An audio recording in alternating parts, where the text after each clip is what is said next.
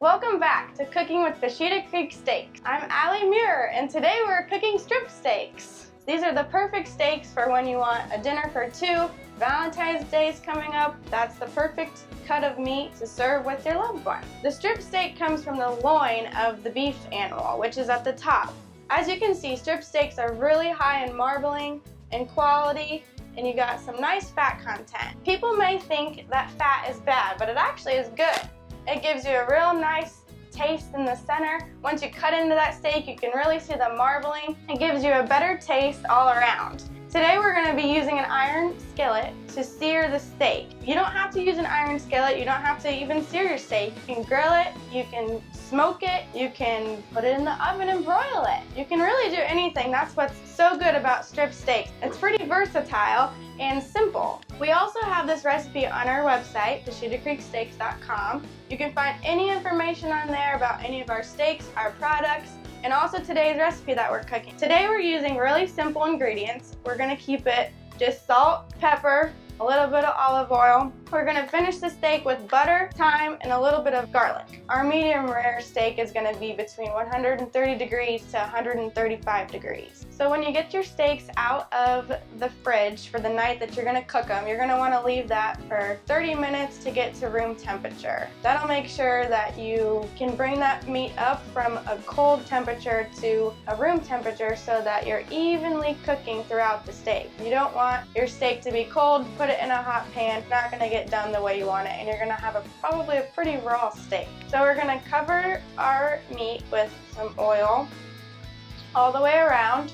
You're gonna flip it, cover with it, more oil. We're gonna cover these steaks with a lot of salt and pepper. This also gets your crust, so your crust comes really nicely with a bunch of salt and pepper. Don't be scared.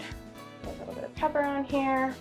I'm using kosher salt because that's what I prefer. I think it gives it a better flavor. It's a thicker, it's kind of a flakier salt, so it sticks better. Our pan's getting pretty hot, so we're gonna wanna put that in there. You want a really good hot pan so that you ensure your crust. And that's exactly what you wanna hear, is that sizzling.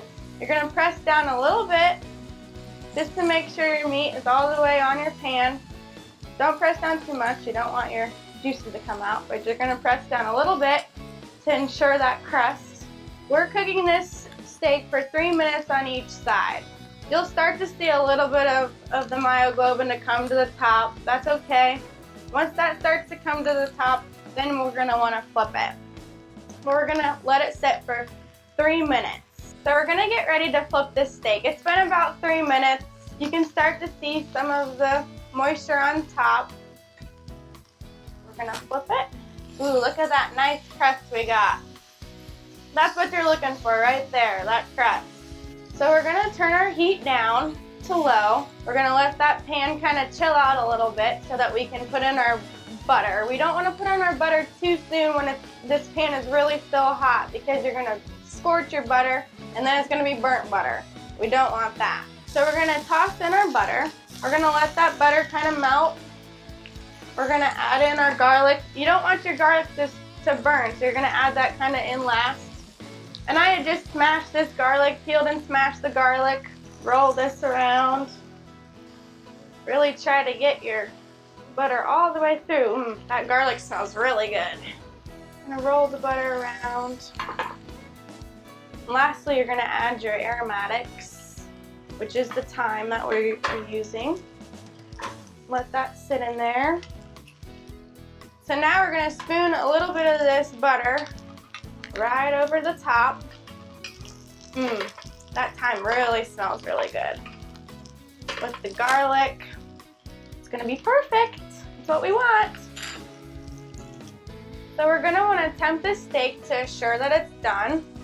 We're gonna stick it in the side, the thermometer in the side. Yep, right at 135. That's where you want it, medium rare. So once we get to cutting in the steak, you can really see, you'll be able to really see how done and medium rare it is. So you're gonna let this steak rest for a few minutes until you cut into it so that everything can kind of level out in that steak from taking it from a hot pan to putting it on your plate, you're gonna wanna let it rest for all the juices to settle. We're gonna cut into the middle of it so I can show you what this steak looks like in the middle. See the medium rare, the sear on the outside, and then you still have your medium rare on the inside. Gives you a nice crust.